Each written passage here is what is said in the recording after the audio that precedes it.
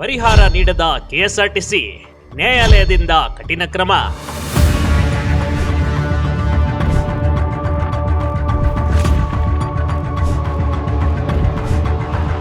ನ್ಯಾಯಾಲಯ ಪರಿಹಾರ ನೀಡೋದಕ್ಕೆ ಆದೇಶ ನೀಡಿದ್ರು ಕೆಎಸ್ಆರ್ಟಿಸಿ ಮಾತ್ರ ಪರಿಹಾರ ನೀಡೋದಕ್ಕೆ ವಿಳಂಬ ಮಾಡಿತ್ತು ಕಣ್ರಿ.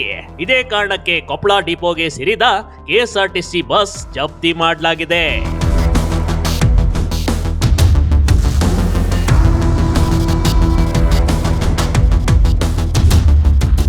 ಹೌದು, 2019ರ ರಸ್ತೆ ಅಪಘಾತದಲ್ಲಿ ಕೂಡ್ಲಗಿಯ ಕ್ಯಾಸನಗಿರಿ ಗ್ರಾಮದ 55 ವರ್ಷದ ನಾಗಪ್ಪ ಮೃತಪಟ್ಟಿದ್ರು ಕಣ್ರಿ.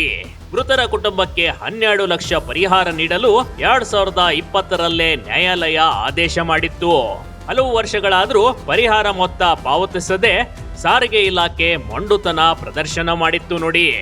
ಹೀಗಾಗಿ ಸಂತ್ರಸ್ತೆ ಕೊಟ್ರಮ್ಮ ಸಲ್ಲಿಸಿದ ಮನವಿ ಪರಿಗಣಿಸಿದ ಕೂಡ್ಲಿಗಿಯ ನ್ಯಾಯಾಲಯ ಹಿರಿಯ ಶ್ರೇಣಿ ನ್ಯಾಯಾಧೀಶ ಜಿ ಯೋಗೇಶ್ ಬಸ್ ಜಪ್ತಿಗೆ ಆದೇಶ ನೀಡಿದ್ದಾರೆ.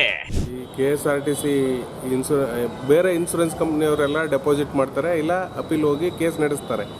ಈ ಕೆಎಸ್ಆರ್ಟಿಸಿ ಅವರು ಅಪೀಲ್ ಹೋಗ್ಲಾರ್ದೆ ನಮಗೆ ಪದೇ ಪದೇ ಪಾಪ ಪಿಟಿಷನರ್ಸ್ಗೆ ತೊಂದರೆ, ಅವ್ರ ಗಂಡನ್ನ ಕಳ್ಕೊಂಡು ಅಥವಾ ಕಾಲು ಕೈಯ ಮುರ್ಕೊಂಡು ತುಂಬ ತೊಂದರೆ ಆಗಿರ್ತಾರೆ.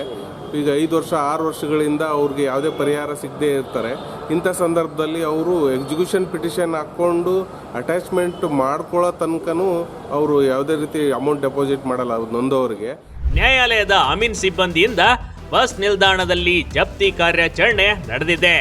ಜಪ್ತಿ ಮಾಡಿದ ಬಸ್ ಅನ್ನ ನ್ಯಾಯಾಲಯದ ವಶಕ್ಕೆ ಪಡೆದು ಕೆಎಸ್ಆರ್ಟಿಸಿಗೆ ನ್ಯಾಯಾಲಯ ಬುದ್ಧಿ ಕಲಿಸಿದೆ ನೋಡಿ. ಇದು ವ್ಯವಸ್ಥೆ ಸ್ವಲ್ಪ ಬದಲಾಗಬೇಕು. ಸರ್ಕಾರದವರು ಈ ಬಗ್ಗೆ ಗಮನ ವಹಿಸಿ ಕೆಎಸ್ಆರ್ಟಿಸಿ ಅವರು ನ್ಯಾಯಾಲಯ ಅವ್ರಿಗೆ ಪರಿಹಾರವನ್ನು ಘೋಷಣೆ ಮಾಡಿ ಆದೇಶ ಮಾಡಿದ ತಕ್ಷಣವೇ ಪರಿಹಾರ ಸಿಗುವಂತಾದರೆ ನೊಂದಂಥವ್ರಿಗೆ ನ್ಯಾಯ ಸಿಕ್ಕಂಗಾಗುತ್ತೆ. ಈ ಬಗ್ಗೆ ಸೂಕ್ತ ಕ್ರಮ ವಹಿಸಬೇಕು. ತಾವು ಸಹ ಮಾಧ್ಯಮದವರು ಈ ಬಗ್ಗೆ ಅವ್ರಿಗೆ ಸರ್ಕಾರಕ್ಕೆ ಈ ಬಗ್ಗೆ ಗಮನ ಮೂಡಿಸಬೇಕು ಅಂತೇಳಿ ತಮ್ಮಲ್ಲಿ ಕೇಳ್ಕೊತೀನಿ. ಸಂತ್ರಸ್ತರ ಪರ ವಕೀಲ ಜೆ ಸೀತಾರಾಮಗೌಡ ಮಾತನಾಡಿ, ನ್ಯಾಯಾಲಯದ ಆದೇಶ ಪಾಲಿಸಿದ ಸರ್ಕಾರಿ ಸಂಸ್ಥೆಗೆ ಕಾನೂನು ಪಾಠವಾದಂತಾಗಿದೆ ಅಂತ ಹೇಳಿಕೊಂಡಿದ್ದಾರೆ. ಇನ್ಮುಂದೆ ವಿಳಂಬ ಮಾಡುವ ಸಾರಿಗೆ ಇಲಾಖೆ ಎಚ್ಚೆತ್ತುಕೊಳ್ಬೇಕೆಂದು ವಕೀಲರು ಅಭಿಪ್ರಾಯಪಟ್ಟಿದ್ದಾರೆ ನೋಡಿ.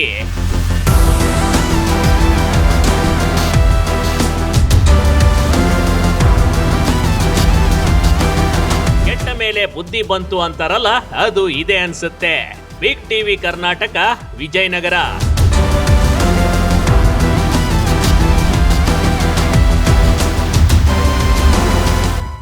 ಬಿಗ್ ಟಿವಿ ಕರ್ನಾಟಕ ಯೂಟ್ಯೂಬ್ ಚಾನೆಲ್ಗೆ ಈಗಲೇ ಸಬ್ಸ್ಕ್ರೈಬ್ ಮಾಡಿ. ಧನ್ಯವಾದಗಳು.